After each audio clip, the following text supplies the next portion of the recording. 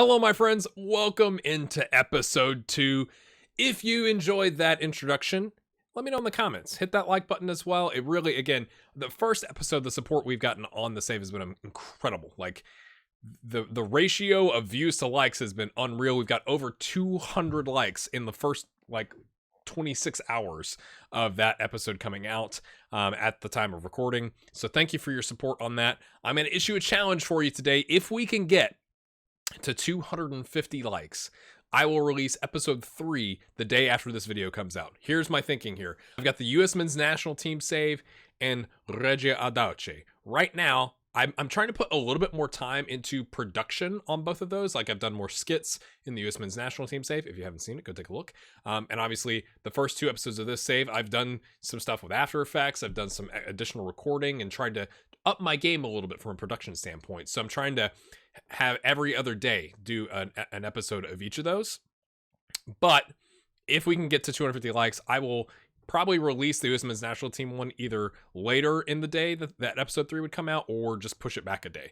So if we can get to 250 likes, because what typically happens on a new save is, like, people, they watch the first episode and then it kind of starts to trickle off and they forget to hit the like button and whatever. It really does help the channel and the save and the all that kind of stuff if you'll do those things. So I want to provide a little incentive. We'll go ahead and push that 3rd episode out the next day after this one comes out. If we can get to that 250 like target within, like, the first probably 12 hours, so that I can see on my analytics and schedule the episode to come out. So if that's something you're interested in, you know what to do. All right, my friends.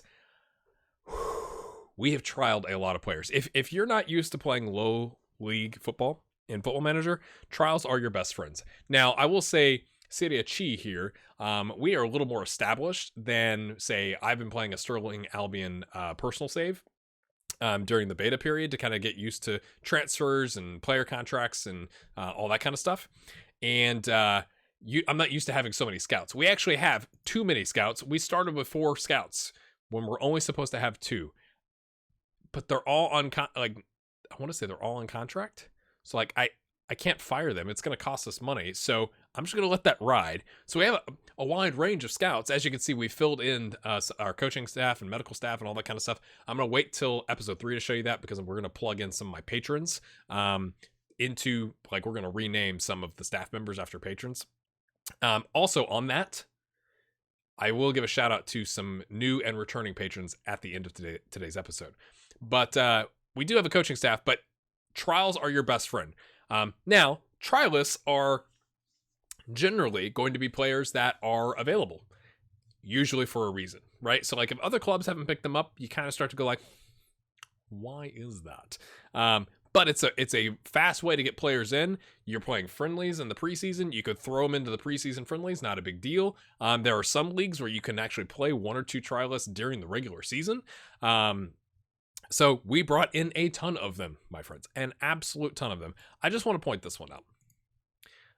Alessio Acquafresca, is his name Alessio Freshwater? Is that like Danny Drinkwater's Italian cousin?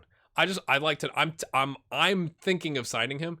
If his potential ability is as high as it could be, I'm thinking of signing him for that reason, but also because of his name. I'd like to have your thoughts on that. But we brought all these guys in. I was really excited about Antonio. 18 determination, leadership. Oh, he wanted $9,000 a week. Mate, you should have just said that up front. Like, I know you're 34. It would have been good to know. But we have signed a couple of these guys. If I bring you up here to all of the transfers, what I found interesting is I'm letting my head of youth development sign the under 20 and under 18 players, because we don't really have that many right now of any quality. What I found in my personal save with Sterling Albion is my head of youth development signed like 4 or 5 strikers, and I was like, whoa, like, we don't need 4 or 5 strikers. Might sign a midfielder, maybe a defender, goalkeeper, anything other than another striker. And I got a little worried that was what was happening here, because we signed Marco Durante, who is okay. He signed Andrea Zambardi, who looks like a potentially decent prospect. Concentration and determination are garbage. Dauda Warm, Malayan, I'm not sure the pronunciation there. Doesn't really look that great. Simeone Marfella. I was just excited that it wasn't a striker, to be honest with you. Like, okay, decent enough. We do need defenders to have like an actual under 20 or under 20 squad. So sure, go sign one. So I was a little worried about that. So we'll have to see if we get something now that he's gotten some strikers and a right back or right wing back. Will he sign a center back or a midfielder? Let's see how that goes. But we have, as you saw on the video, Francesco Barba is one that I signed actually for our under 20/18s. Primarily because the high potential ability. Determination is a bit of a concern, but overall looks to be, I think he was worth 275, right? Like that's a pretty low wage in comparison to our wage budget. Value's not that great, but like we get to try him out for a year. And then if we start to run down the contract and he looks good, we can extend him. Bravery's not great. Can't balance, like has some inner ear issues, which I'm not joking about because I got family members with that. But 6'2", it's just kind of interesting. He's just an interesting, but he's 18, so he's got a lot of time to develop. We've also signed Giorgio Flacovio.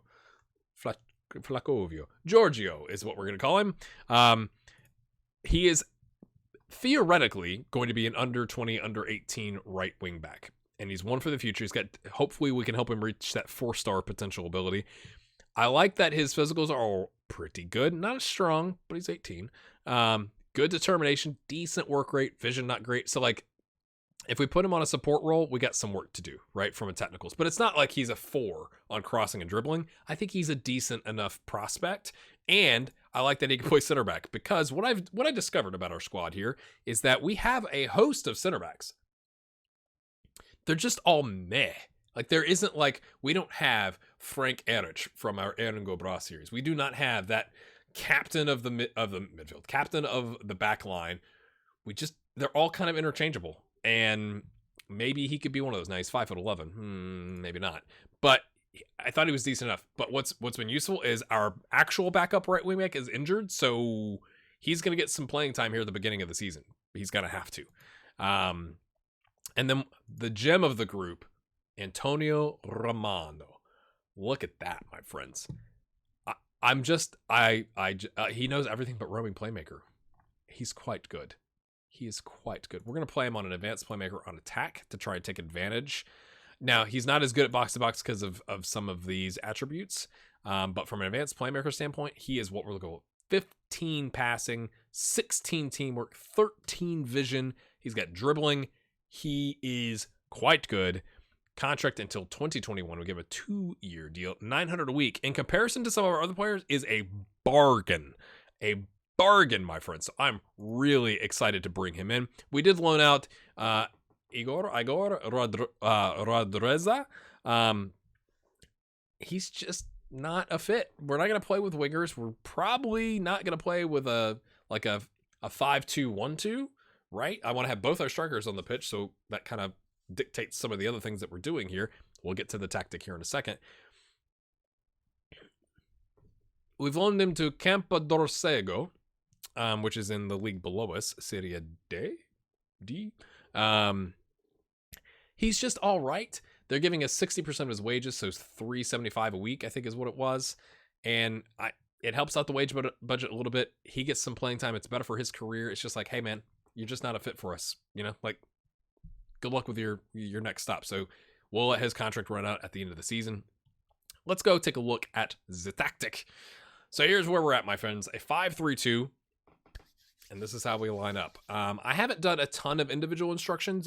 The instructions I've given have been to folks that I either want to limit some things that they're not very good at or to take advantage of things they are very good at. So I've got an advanced forward and a pressing forward. Now these guys, Stefano Scappini, are really interchangeable.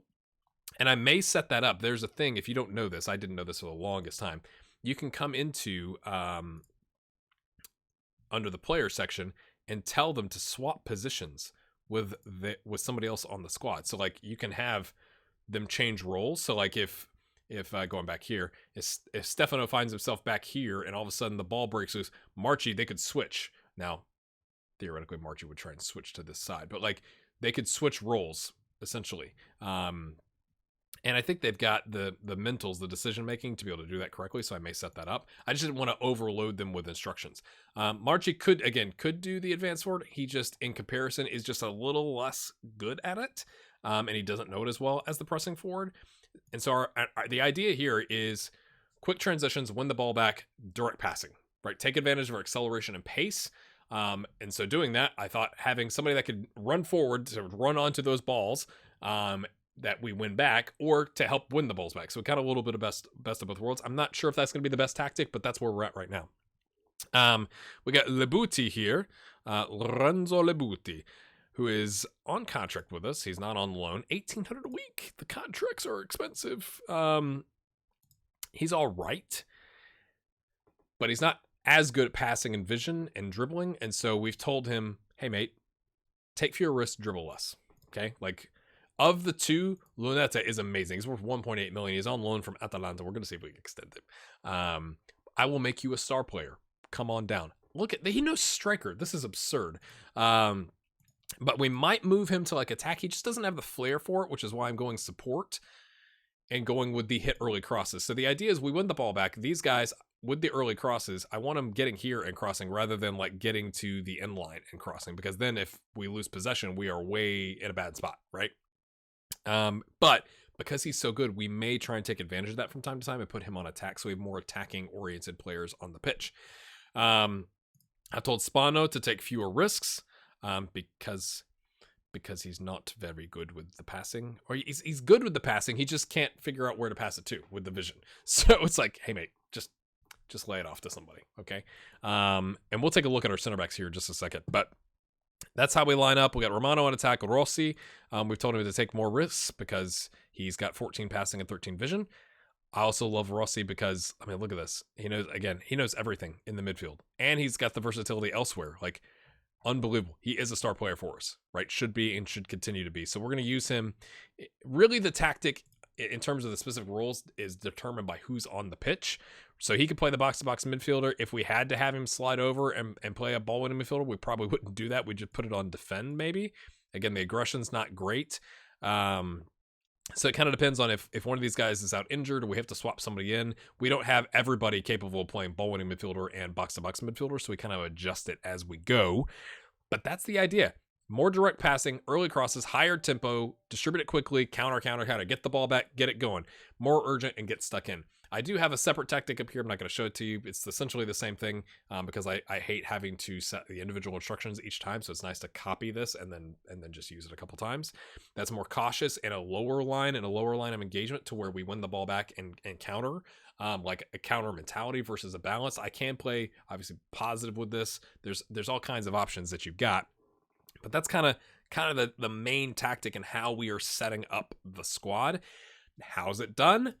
It looks like it's done all right, but I'm really quite pleased. When you look at this schedule, I'm quite pleased. The first thing I'll say, if you look at the schedule, it's different than the schedule you saw in episode 1. Going back to Football Manager put out the hot fix.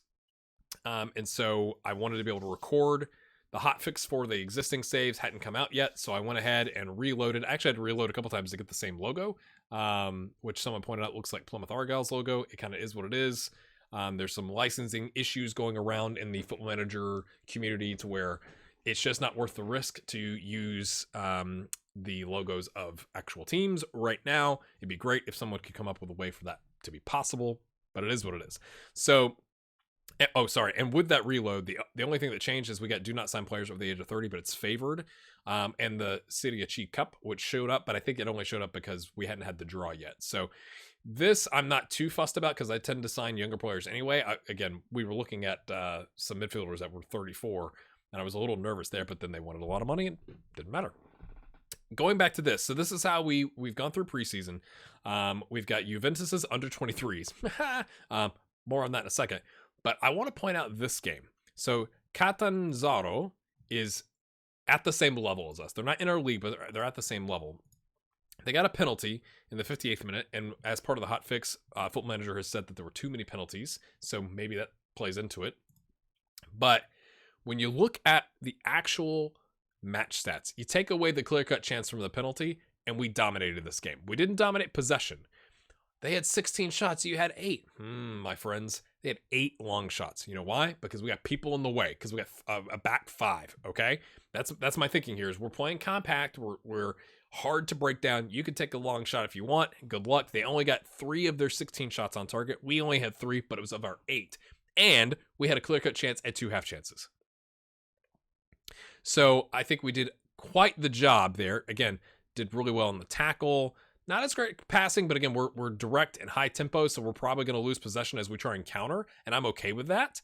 But with I like that we created chances aside from their penalty.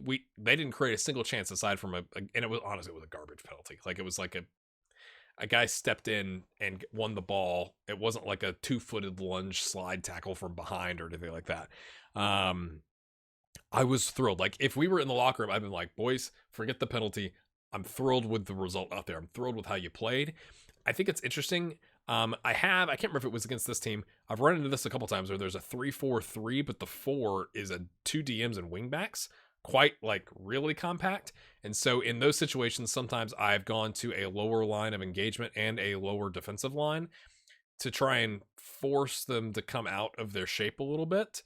And then with our pace, with our guys up top, winning the ball and getting it forward quickly. So I was like, this is the type of game I would like our team to play, and get rid of the penalty, and we've won. Now, that may not be as exciting because we're not winning 7-4 or whatever, but I was quite pleased.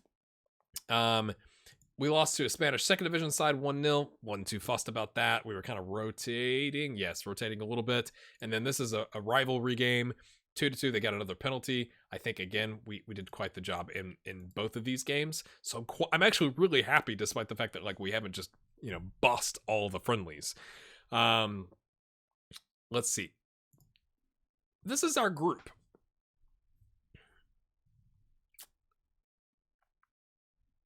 It's a 2-team group. Now, we're not the only... Like, this one down here is 2. The rest are 3. So I don't know if this is an advantage or a disadvantage. I would love somebody, because again, we had some folks in the comments that like support Reggio Audace or secondly live in Italy. I'm sure there's lots of you that don't meet those qualifications but still know why. I just think it's odd that you've got some 2-team groups. So I'd love an explanation in the comments as to what is going on with that. So we've pulled Juventus's, if you don't know, the Zebre is because Juventus's licensing is, like, Football Manager doesn't have the license to even use the name. I want to say that's FIFA's gotten it, maybe. EA Sports FIFA, not FIFA. Anyway, so it looks like an unfair draw, but because, like, of the values, and obviously the star ratings. But if you look at who they've got picked right now, not 23. There was another one, not 23. So, like, I'm imagining we still lose that game, but we might have a chance. And we get to play them twice. So I don't know if the fans will show up to play the Juventus's under 23, or if Juventus's fans will come down and say hello, and pack out our stadium and help us sell some tickets. The good news is, going back to the club vision, that the club don't care. Now, I'd love to make a cup run, because that's always a good thing for morale. It's good for the squad. Like, it's just good. We'll have to see how that ends up. So here's what I'm thinking for episode 3, which, again, if we hit 250 likes, I will put out the next day after this comes out, is going to be the cup tie. I know I said in episode 1 we were going to have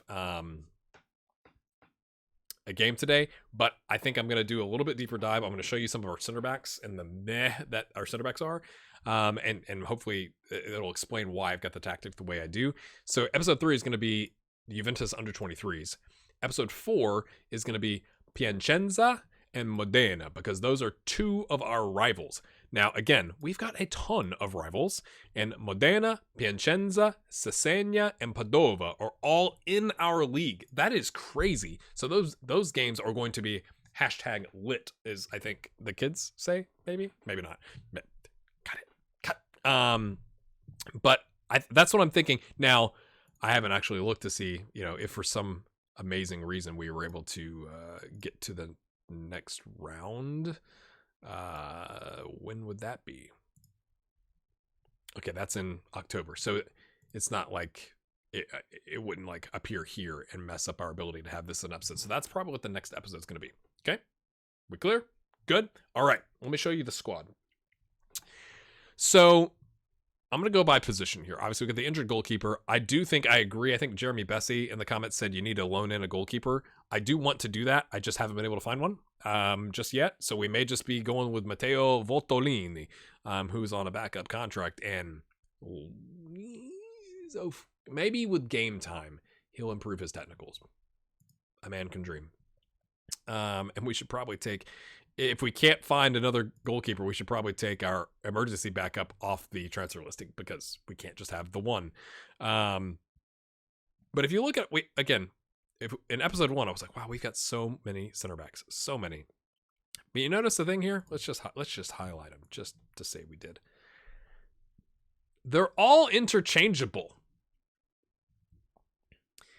You know, we got 2 of our starters here are 33 and 34. Spano is 25, but is not as skilled as the other 2 in our management's or in our staff's rating as it was. I've only called up Albertini from the under 18s because we can have 12 substitutes on a bench and use 5, which is going to be odd for me because I'm used to 7 and 3. We got Martinelli that can swap in. We got Paolo Rozio,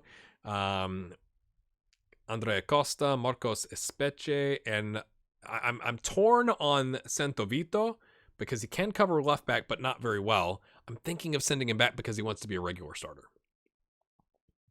It's just, you know, I'm thinking 1, 2, 3, 4, 5, 6. We got 6. That's 2 whole. Like it's like we could, you know, in hockey where you do the full line change, we could swap out all 3 center backs and still be okay. Now Albertini is not as good, but he's 17.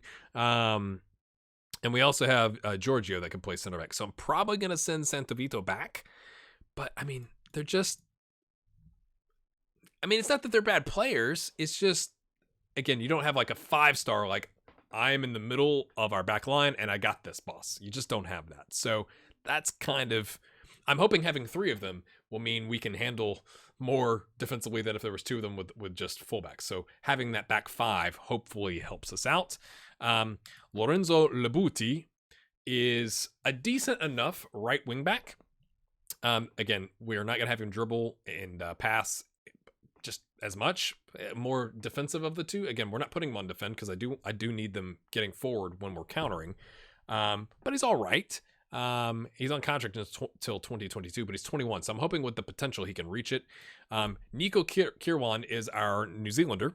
And he is versatile. We can play him in midfield. He knows the wingback. He's our backup, but he's got a twisted ankle for 3 to 6 weeks, which is unfortunate, which is why Giorgio is called up to kind of be the backup to Labuti.